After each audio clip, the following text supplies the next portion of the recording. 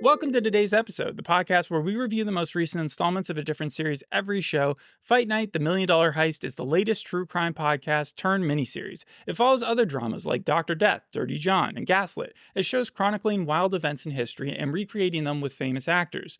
This time we have Kevin Hart, Samuel L. Jackson, Don Cheadle, Taraji P. Henson, and Terrence Howard in a show that's set in 1970 during Muhammad Ali's return to boxing in Atlanta, Georgia. The heist part of the title refers to a robbery that was at a casino party in the suburbs attended by what was later referred to as the Black Mafia. The first 3 episodes average around 50 minutes each. Round 1, Chicken Man. Round 2, Fight Night. Round 3, Black Vegas. Every episode has round in front of it. However, the only boxing-related episodes are the first 2, because after that, Muhammad Ali is out of there. Well, what's your favorite episode out of the 3? Probably 2 right now.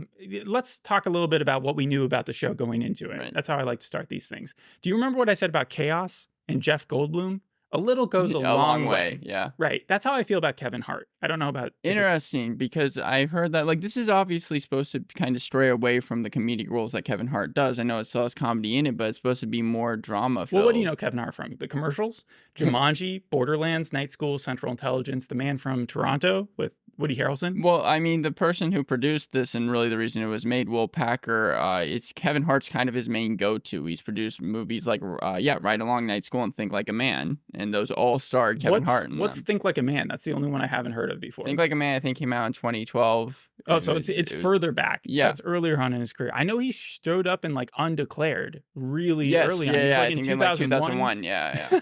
Yeah, so it feels like his character in this, Chicken Man, mind you. So he still plays a guy who sounds kind of crazy. Yeah. But he is like on Kevin Hart on Xanax. He's not high energy in this, not what we're used to seeing at least. And that's helpful. Just like with Jeff Goldblum in Chaos, where I said a little goes a long way, but ended up liking the show. I do like Kevin Hart's character as Chicken Man in this. Now, the other part of the show's title is Heist, that it's a heist show. So I think you're the one who told me that it's about Kevin Hart accruing a bunch of people to do a heist. That's what I thought it was about originally. Absolutely not true. Yeah. In fact, the point of Chicken Man is that it's thrown at his house. This party he's the one who's organized it. He's using it to step up in the line of organized crime and become a bigger deal there. The connection to the Godfather of New York, played by Samuel L. Jackson, Frank, and instead his place gets robbed and everybody gets really mad at him because they think he's the one who created this whole entire situation. And that's where we are kind of left off in episode 3. However, I've listened to the podcast that this is based on since the first episode. The full thing yesterday, I was surprised. Yeah, it was only a couple of hours. In fact, it's much shorter than the show itself, which is a negative, because that means that the show, which is purely based on that podcast, had to do some serious padding to add to. So that was my thing going into this. I thought it was going to be like Kaleidoscope or Culprits or even the later seasons of Money Heist, which would not have been my favorite cup of tea, not my favorite capers of all time. But instead, we have the first episode introducing us to Kevin Hart's character, Kevin Hart's character, Chicken Man. He's a hustler in Atlanta, started in the 40s. I think he even started in Florida and then moved into Atlanta. And then he's starting to throw this party. He gets all these criminals together. It's the night of Muhammad Ali's fight. But the party in the podcast, it's 3 days. In this, it's just one. In the second episode, we see the fight go down. We see the robbery start. Chicken Man gets caught lying to Frank, which is one of the biggest scenes in the episode. And then he talks his way out of it because he's held up at gunpoint. He's almost dead. Better Call Saul style. Well, I have a quick question. So you're saying that he's throwing this place as party where there's supposed to be all these... He's throwing a party as place. Yes. It's supposed to be where all these gangsters are. It reminds me a little bit of almost the Continental with like John Wick, because he asked them all to surrender. It's almost like no violence on their grounds, right? He asked them to surrender all the guns. Well, so he's told... it starts off in the first episode with him soliciting, I think, Silky, who's a made-up character for the show, but he tries to say, hey, I know that you want these 12 council members that represent the crime syndicate of everywhere from all the different states to go hang out at this hotel, but they don't want to hang out at a hotel. They want to go inside of Atlanta, and I have the perfect place. It's my stash house. I'm going to like convert it into a casino place. It's going to be great. And so he convinces Silky to then tell Frank that that's where they're going to do it. And if he screws up, his career is over as a hustler. Right. And so what ends up happening is he makes all these fancy invitations and he sends them out. And then Silky says, here are the names of all the people you have to get, all these big crime bosses. And so he calls them up on the phone, one of the best scenes of the show. And you see in a split screen him talking to every single member. Some of them, they all have little quirks, right? Yeah. And so he tells them on the phone, you can't bring any weapons or your knives because one of them's called the Butcher. And so he just wants to bring his knife. And so he tells them that, and they're all okay with it, right?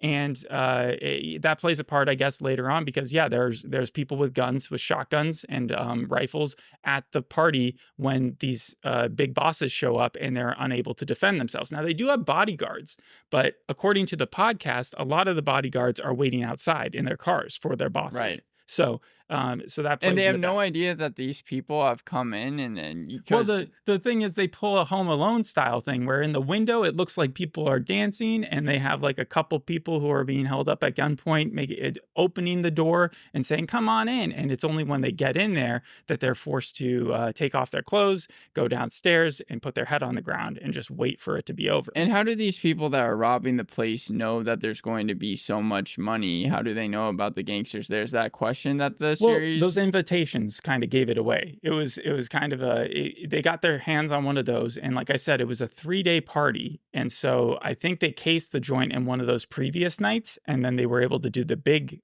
score the last night when they go in there with their rifles and they had 2 Cadillacs or whatever. But in the show, I think they also got hold of the invitation and they cased the joint as faking painters, which is all made up, but like they go in there pretending to be painters the day beforehand and they get a good idea of where everything is, where the windows are, how they're going to go in there fast and get out of there fast.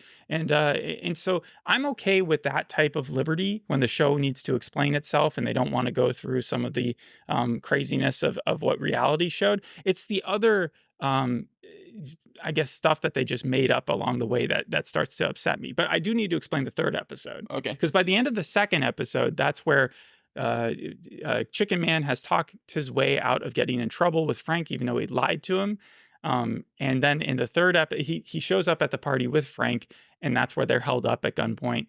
And in the 3rd episode, it's all about them being in the basement, trying to escape in one way or the other. And you keep on seeing that. And then Muhammad Ali's storyline is just that JD Hudson, who is played by Don Cheadle, Right. is driving him out of Atlanta. And at this point, Muhammad Ali is now all about Atlanta because not only did he win the fight, but this is his return to boxing. And Atlanta is the one that gave him a shot out of everywhere. And so in the future, he'll return there and he'll also light the torch at the Olympics. So like it's going to be his home away from home almost. And they kind of show that in the 3rd episode. And Dexter Darden, I was glad to see in it because he's the one that plays Muhammad Ali. But the only thing I know him from was Chain Can Dunk. He played like one of the leads in that came out in 2023. That was for Disney Plus. But yeah, I think he was energetic when it came to the actual fight scene. Like he was able to do the jumping around, float like a butterfly, sting like a bee, that type of thing. When he came to acting, I haven't seen enough Muhammad Ali, but it didn't seem like it was all that accurate to how he spoke. But I might be wrong. I mean, I know that he plays a lot of comedy roles. Like he was one of the main roles in Saved by the Bell. So maybe he was trying to like invoke some type of charisma that wasn't there. My main memory from Muhammad Ali is the 60 Minutes interview that's so famous. But by then he already has Parkinson's, I think. And so like his voice is different. He's much older. This is 28-year-old Muhammad Ali. And so it's funny to see his dynamic with the detectives because they're there to protect him. However, a lot of them feel like he just scapegoated his way out of the war, and so that he is being punished for a good reason. A lot of them are racist, and so you watch JD Hudson get closer to him over the time. That storyline doesn't really bother me in the first couple episodes. It's by the time that in the 3rd episode he should not be part of the story anymore, that they just like left him in there because they needed to pad that runtime. Right. So just talking about that, I know that Jeff Keating and Kenny Burns both are executive producers for the podcast. Jeff Keating is the main guy, right? He's the one who like showed up to do these interviews. He did a lot of them in 2000, and he wasn't actually making a podcast at the time. He just has those tapes. And then it was later on when he tried to get this made into a movie movie or a television show that he released them as a podcast. They're executive producers for the show. They said that this was accurate, but even the creator Shay Abgana, who's known mostly for, I think, writing all the episodes of season 5 of The Chi, he even said a lot of the plot is true, but he took liberties when it came to the characters' perspectives. Right. And a lot of stuff isn't true. Like we'll get into that. I do need to finish off that third episode, right? Round 3 ends with the robbers having to leave. At this point, everybody inside has gotten so squirrely that they can't control anything, and they're getting out of there with as much cash as they can carry. One of them gets shot along the way. Another one of them gets captured. The woman of the group gets captured, Lena, and then Frank takes her out to the woods and tries to figure out who did this, who planned it all, and she puts the blame on Chicken Man. Really, she's too flustered to really say anything. So she's just like, who was the host? Oh, it was Chicken Man, because he technically was the host of the party. And so now we're supposed to believe that Frank thinks that Chicken Man is the bad guy. However, if you've listened to the podcast, you know from the very outset, Frank is the person who was always in Chicken Man's corner. There wasn't this underlying beef that they've tried to make so big in the show. Interesting. So you're saying Frank, because it starts off with Samuel L. Jackson. You're supposed to think that maybe he shoots Chicken Man because it starts off with a forward flash. When does that ever actually? When do they ever actually kill the main character and then give it away in a foreshadow shot? Not many times. Never. But it's just funny because it's like, yeah, after seeing the clips of the episodes that I've watched, even that anyone where Frank shoots the girl, it seems like that he's the main villain that you have to look out for. He's the most powerful because he's the godfather of New York. It also seems like they were kind of paying tribute to Pulp Fiction. He reminds me of Jules from Pulp Fiction. Samuel L. Jackson as an actor, not only is he the most bankable asset that they've got, but like he has fine-tuned his gangster rep as whenever he's hired as a gangster, he knows that in and out. Just like with I would say Don Cheadle playing the good guy. Right. Like he knows how to do this multi-layered. He may have like a few cons about him, but like in this show, he's basically the best person he can possibly be, even though he's being called an Uncle Tom by a lot of other like hustlers who run across him. And then obviously you have what's his face, Terrence Howard, who is known crazy man. He's playing a crazy man, and so that fits. The weirdest one, I guess, is Kevin Hart. He's playing the most distance to his normal role. Well, again, the reason for that is because Will Packer knew him the most. They were able to get Samuel L. Jackson because Samuel L. Jackson had been wanting to work with Will Packer for the longest time. By the way, Will Packer, again, producer of the show, also part-time owner of the Atlanta Falcons. Just happened this year. Oh, cool. but it was a good year for it because they've been really bad up until now. Well, also that's so talking about sports. That's kind of what I want to talk about. So Peacock, right? It had Mr. Throwback, and they kept on advertising that throughout the Olympics. And Fight Night, they kept on advertising this throughout really the NFL game, the week 1 that started on Thursday. So it seems like they're really trying to use their assets to try and make these series bigger. However, NBC has been doing a lot of like things to scale back. Like even Jimmy Fallon, Late Night with Jimmy Fallon, has, as of a couple hours ago, they're going to make him do 4 nights. That's crazy. So, yeah. Huh. I mean, I wonder if it's just going to keep shrinking from there. I basically scripted stuff, you're saying. Yes. So the only thing that's coming, they're realizing reality still works even post-COVID. Right. I understand that. Should I get to my pros? Yes. All right. So my pros for this thing is I know that they paid a lot of attention to the set locations. Right. And I want to give them credit for that. Like Love and Death, where they literally scouted out a house that looked almost exactly like the one that the one lady was killed in. They shot it in Atlanta. Yeah. Yeah, they shot it in Atlanta, but they also like tried to make sure the basement and everything. Because the thing about the casino party was that this was Chicken Man's second house. It wasn't where his wife and his daughter and his son or sons were. This is at a second place that he has, and he was like a bookie sort of / drug guy, but he wasn't into serious crime. So this is like his first introduction to like a lot of these people, and he wants to throw this huge shindig. And so he brings in like all the casino parts, and it's only 2,800 square feet, which is a lot of square feet for that time period, but not super big for a house like even today. Right. So squeezing as many people as were squeezed into that, I think 80 is pretty insane to think about. And the bookie comparison, though, I absolutely see where you're coming from, because I think it was the beginning of the first episode where it was like you continually see him flip out that notebook and like taking bets and taking bribes for because back then the lottery was illegal. Mhm. And so they talk about this in the first episode of the podcast, but like, yeah, they're pretty good with the details about certain things. The fact that Chicken Man was wearing long johns, one of the things that made him suspicious for all those other crime bosses down there, because they're like, he was expecting to be having to go down to his skivvies or whatever. The police chief, Herbert Jenkins, being introduced as, when he brought JD Hudson onto the force, he introduced him as the N-word, but like he wasn't a super big racist. Like by the end, he's the one putting him in charge of the case as the main detective to find out who did this robbery. But the funny thing about it is it was never really brought up as a real robbery, because none of these crime bosses wanted to deal with the IRS. Right. So they never said, I had such and such stolen from me.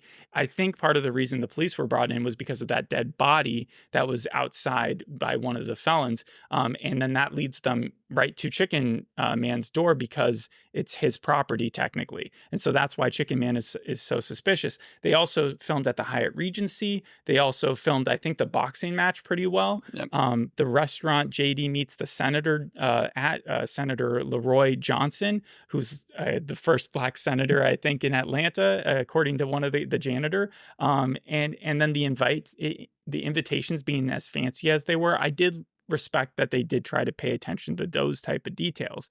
I also like the split screen creativity that the director used, because when they brought the whole gang together, we don't get too much understanding of the heist itself, who was in charge of that. We may know the names, but we have absolutely nothing to go on when it comes down to their relationship with one another and how they actually plan this thing out. That's all made up for the show. Right. We're talking about the director really fast. Craig Brewer, he's the one that directed, I think, the first 2 or 3 episodes. He's done a lot of Empire episodes, so the Terrence Howard connection. But also he's directed like the Footloose 2011 edition, Dolomite Is My Name, Coming to America. He even wrote the Legend of Tarzan film that came out in 2016. So he's very, like, I think, aware of kind of how to do the Spike Lee inspired type of directing. It just occurred to me, as you said, Empire. So that's where Taraji P. Henson's from, right? Yes. Yeah, I didn't know where she was from. She was also in Hidden Figures, is that right? Yes. Okay, so those are the two things, but I had completely forgotten about the Empire connection. So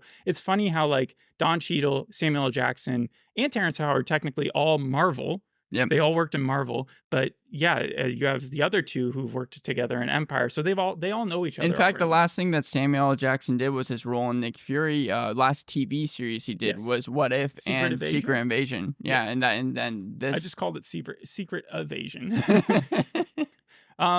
Yeah, so the split screen thing they used to show how the gang got together, and I didn't mind that they made up the full storyline for them. They did linger on it too long, but when they were showing everybody the split screen part of it, I like that. Chicken Man invitations going out to the Council of 12, they did the same thing there, where they showed a split screen, and then the formulation of the actual explanation of how the heist was going to go down, same deal. I think that was very effective. Another pro is everybody who was anyone was going to be there at the boxing match, and they pointed out Sidney Poitier was going to be there. And then do you see him? I think they showed him for like a brief instant, but I'm not sure. I think someone said that's Sidney Poitier or whatever. Who was the other lady? The one who was actually in the first episode a little bit. Are you talking about Lola Falana? Lola, yeah. I didn't know who she was. So she was in the late 1970s. She was a singer, and she was the top paid female performer in Las Vegas during that time. She's still alive to this day, but she was getting $100,000 a week to perform at those hotels in the late 1970s. She's still alive today, though? I think she's 82. Very clearly, at the time, she was like this big sex symbol, because that's the reason why Frank wants to meet her, and they use that as an excuse for why Chicken Man is able to get in Frank's good graces, and why Frank decides to even bust the hobby guy who's in charge of the Florida Mafia for going after Chicken Man, because of that connection that he makes with Lola. And my absolute favorite scene, which I think it also deserves a point out, which is when Chicken Man then, after the success with the Lola connection, tries to lie his way into Frank's good graces again by getting the janitor for the mayor, Leroy Johnson, right? Yeah. And wait, not the mayor, the senator, right? And so he gets the janitor to dress up as the guy's chief of staff go in front of him in the middle of the fight, get his attention, and then the actual senator shows up and he starts like beefing up these guys and making it seem like he actually is the chief of staff, only to end being like, this is the best janitor I have, not realizing he completely screws over Chicken Man by doing that. That was a very cringeworthy scene. It was so funny though. Like, and it was so well acted. I love the shots between Kevin Hart and Samuel L. Jackson, and it was probably the best scene in the show, episode 2. Then there were the understandable changes that I was not a fan of, but I understood, so I wasn't going to like completely pan or anything. Chicken Man in the show felt very antsy as the fight was going on, like something bad was happening, because he knew everything was great in his life at that moment. His party was going down. He was in good with Frank. His wife was happy. Everybody was happy. Right. And so he calls his wife and he's like, something's going to go wrong. In reality, he'd been antsy for 3 days. Like he was not comfortable man at that point. And so they decided to just completely omit that and make it so that it was right before the actual heist took place. And I'm all right with that change. I'm just not crazy about it. Silky being made up, Frank Moten not being as close with Chicken. Okay, I'll deal with that. Terrence Howard as Cadillac is a really funny character, but it is hard for me to laugh at a guy who doesn't understand basic math, or who tries to argue basic math. He said he planned to retire from acting in December of 2022, and I think it's taking a couple of years for that to play into effect. But that's his plan so far. And then the rest of these are really just my problems with the show. So I think, have we covered the plot to the point where you understand it completely? Yeah. All right. So my biggest problem is that this show, which I've seen 3 hours worth, it feels like, should have been a movie. This 100% should have been a movie, because as close as Jeff Keating, the guy who ran the podcast, became with the families, he did these interviews, he did his research. The heist occurred more than 30 years before he started doing this research. And he picked it up at a time when he learned that the victims weren't particularly open about the robbery. And so he's having to base it off of a lot of news articles and this firsthand testimony from J.D. Hudson. And he and J.D. Hudson even disagreed who the mastermind was, because they never really 100% figured out. Right. It's still an unsolved case, right? Kind of. It's an unsolved. A lot of people ended up dead. And so you can kind of make those guesses. But the show makes it 100% clear who the mastermind was, who the bad guys were, how they were connected. It takes so many jumps of logic where it's like not even the podcast person and the main witness agreed on what was going on. That upset me. Also, the podcast, 240 minutes total if you take out the ads, 400 minutes for this TV show, almost double the length for the TV show. And so everything and anything to prolong this heist going down, which in the end was only like a 3-hour heist.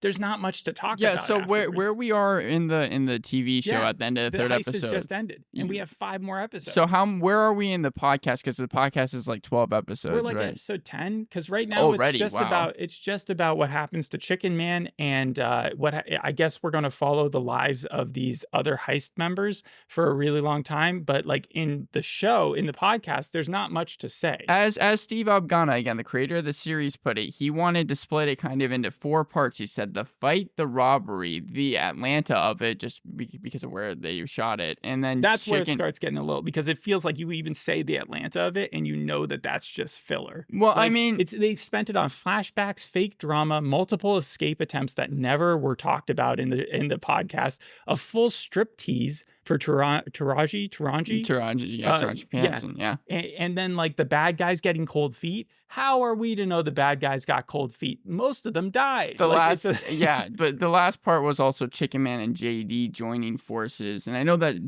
they got people from Atlanta. Like Samuel L. Jackson got married in the church around the corner from where Chicken Man's party was.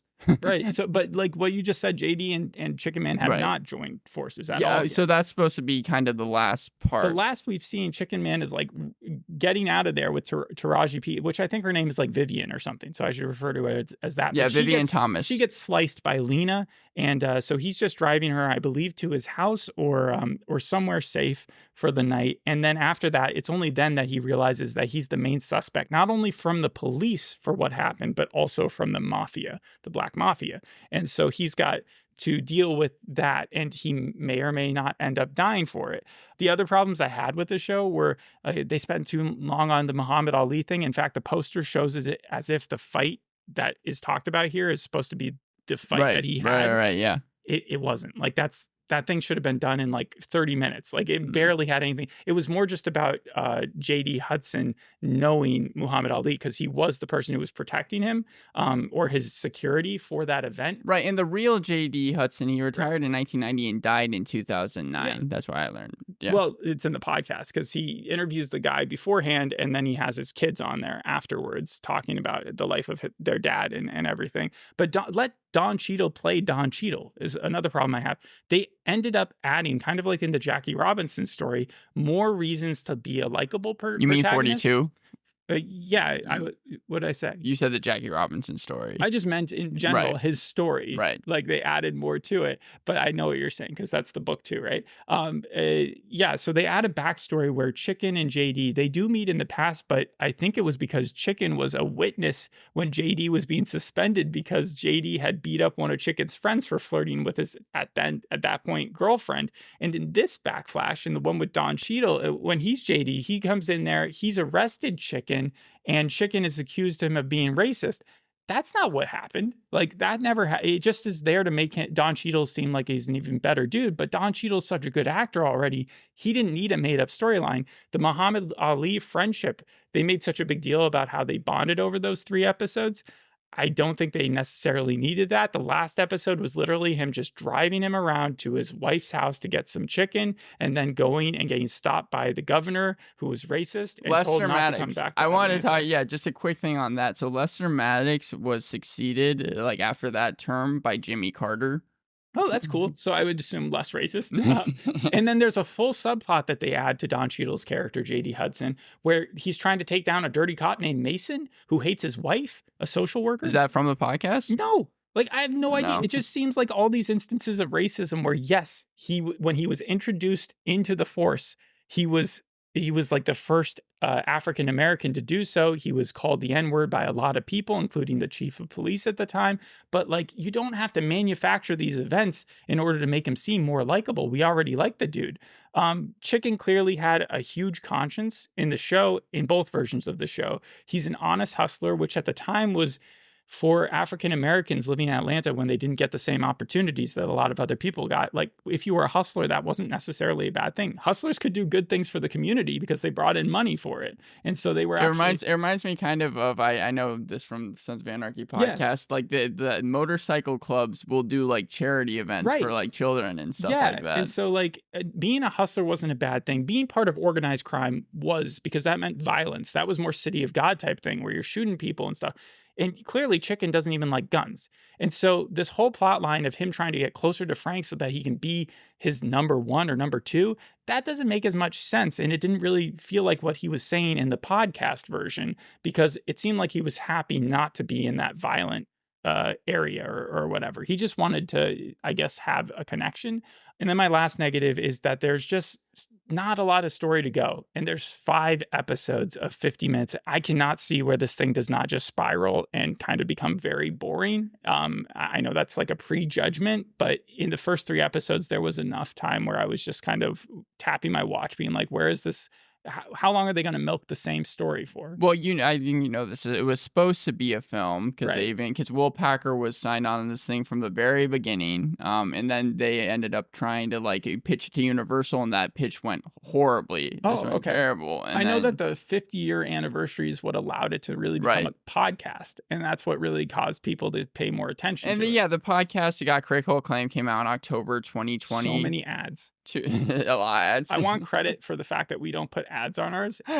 Whether or not you like it more, that other podcast, like this one at least does not interrupt every 2 minutes with an ad. It was October 2020 to January 2021, and then Will Packer contacted Kevin Hart and was like, just listen to the first 20 minutes, and then Kevin Hart called him back and was like, I listened to the full thing. The TV series itself has gotten good reviews. Right. It has a 7.5 on IMDb, 92% on Rotten Tomatoes. Samuel L. Jackson's really good in it. It's weird seeing Kevin Hart not play as funny a role, but like still. That's kind of the point. Off. That's kind of the point why he's starting to transition into dramatic roles. If you remember, in 2021, he had that Wesley Snipes TV show called True Story, and like you can't Netflix. say that. Not when he just came out with Borderlands. Like there's, I'm not buying that exactly, but I do think that he likes to diversify himself as an actor. The Hollywood Reporter said that there was a lack of focus, and it causes the tone to kind of waffle. But if you're robbing these really, really dangerous people, why spend 30 or like 10 minutes embarrassing the Taraji P, the Vivian character, by making her strip in front of everybody? Everybody in, I think, reality had their faces pressed against the ground of the basement. Right, they didn't even see them. But everybody in this show was sitting up. And so, like, I guess it just makes it better for shooting. But at the same time, a lot of this stuff, I was like, that doesn't seem right. That doesn't seem right. And for that reason, I'm giving it a 5 out of 10, which just means very average to me. As many pros as there are cons. Okay. So that's why I'm not going to be personally recommending it, but I don't drag anybody who does. I know that in January 2024, filming took place in Atlanta, but it garnered the name the Hollywood of the South because due to the bill that was passed in February, it was the nation's most generous tax incentive. So they were really happy that they were able to shoot there during that time. Yeah. So I think that's the reason why they shoot The Walking Dead there too, Georgia. Because they have better like rates. Yeah. Well, yeah. Yeah, but as far as the story is concerned, it's definitely Georgia-centric and wants to point out Atlanta. If there is a reason to keep Muhammad Ali for as long as they did, it's because in the podcast, and I think episode 4, they really go into how he took it to heart. The fact that these people, a lot of the world had kind of just denied him the last 3 years of his career because they were mad at him. And so this was really his start of his resurgence. Would you recommend the podcast to people? I guess if you're a true crime junkie, it really is just about one night. And so I think even the podcast, you could say, could have been like they could have made it just 5-6 episodes and honestly gotten the full extent of what you're hearing. But yeah, overall 5 out of 10 for the show. Fight Night, the $1 Million Heist. I think that'll do it. We'll see you on the next episode. Hope you enjoyed this one. Bye. Bye.